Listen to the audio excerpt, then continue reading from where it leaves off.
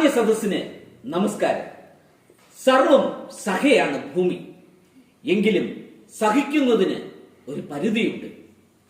ഭൂമിയെ ചൂഷണം ചെയ്യുന്ന ഹേ മാനവരാശിയെ ഒന്നോർക്കണം.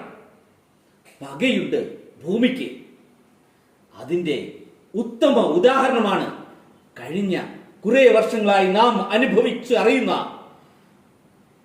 പ്രകൃതി ദുരന്തങ്ങൾ. അതിന്റെ ഒരു നേർക്കാഴ്ചയിലേക്ക് നമുക്ക് പോകാം. എന്റെ പാത്തുമ്മ, നീ അറിഞ്ഞോ?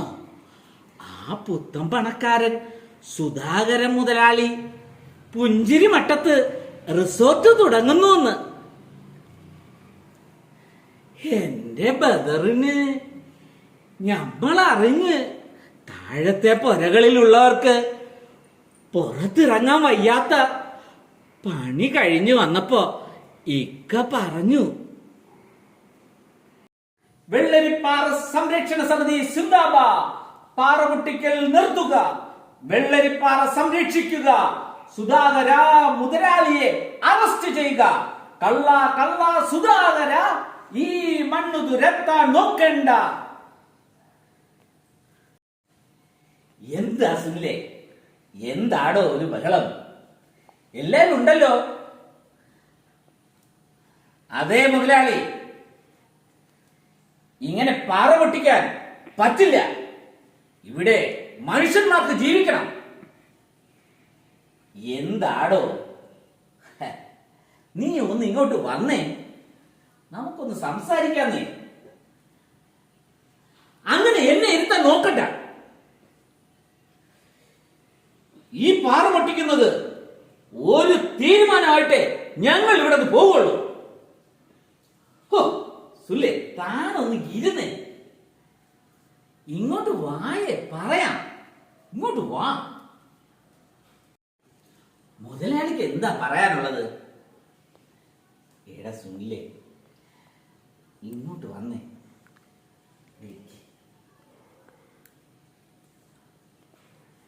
ഇതാ 1 കോടിയുണ്ട്. നീ വീതം വയ്ക്കുകയോ ആർക്കെങ്കിലും ഒക്കെ കൊടുക്കുകയോ എന്ത് വേണോ നിനക്ക് ചെയ്യാം. അയ്യോ, 1 കോടി രൂപ! മുതലാളി, ധൈര്യമായിട്ട് നിൽക്കുക. നിങ്ങൾ പാറ പൊട്ടിക്കുകയോ അവിടെ ഇനി എന്ത് വേണോ ചെയ്തോ. ഇവിടെ ഒറ്റ എണ്ണം അനങ്ങില്ല. എല്ലാം ഞാൻ മുതലാളിക്ക് സെറ്റ് ചെയ്ത് തരും. ധൈര്യമായിട്ടിരിക്കും. അപ്പോ എല്ലാം ശരി. ഓക്കെ. ഹലോ ഹലോ, റിസോർട്ടിൽ നിന്ന് നിഷയെ വിളിക്കുന്നേ. അയ്യോ, ഇവിടെ ഉരുൾപൊട്ടി, വീട്ടിലാകെ വെള്ളം കയറി. ആരോടെങ്കിലും ഒന്ന് പറഞ്ഞ് ഞങ്ങളെ ഒന്ന് രക്ഷിക്കും. അയ്യോ, സ്കൂളിന്റെ അവിടെ ആരോടെങ്കിലും നിങ്ങളൊന്ന് വേഗം വരാൻ പറയണം. Hello hello.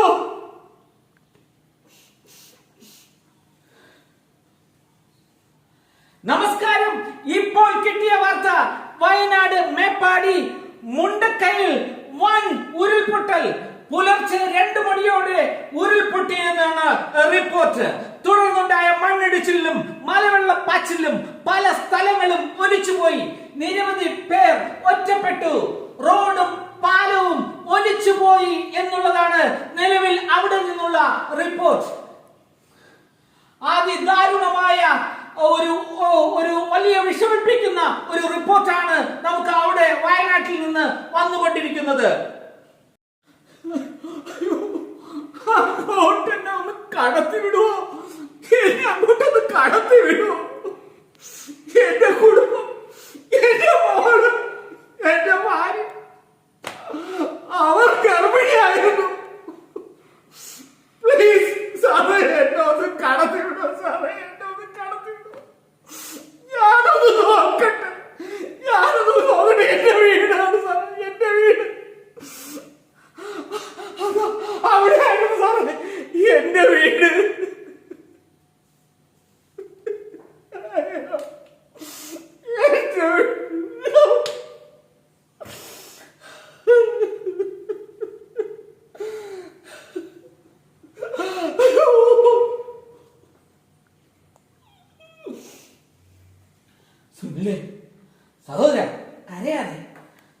പേടിക്കണ്ട സുല്ലേ, സമാധാനിക്ക് സുല്ലേ.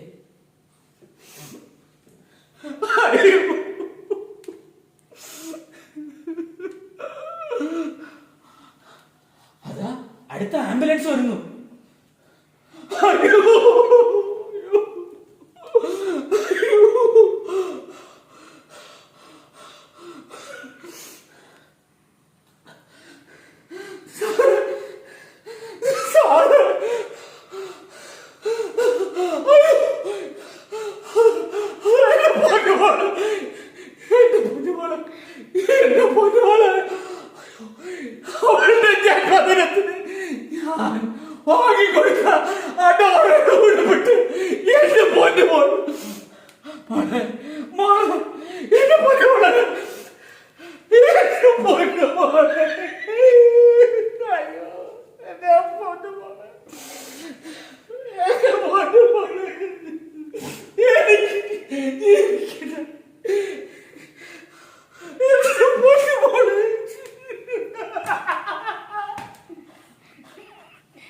നമസ്കാരം.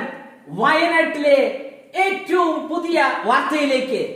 ഇന്ത്യ കണ്ട ഏറ്റവും വലിയ പ്രകൃതി ദുരന്തത്തിനാണ് നമ്മുടെ വയനാട് സാക്ഷ്യം വഹിച്ചിരിക്കുന്നത്. എത്ര പേരെ കാണാതായെന്നോ എത്ര പേരാണ് മണ്ണിനടിയിൽ മരണപ്പെട്ടു പോയെന്നോ നമുക്ക് നിലവിൽ കൃത്യമായ കണക്കുകൾ എടുക്കുവാൻ സാധിക്കുന്നില്ല. സൈന്യത്തിന്റെ നേതൃത്വം നമ്മുടെ വയനാട്ടിലേക്ക് എത്തിച്ചേർന്ന് കഴിഞ്ഞിരിക്കുകയാണ്. അവരുടെ തിരച്ചിൽ ആരംഭിച്ചിട്ടുണ്ട്.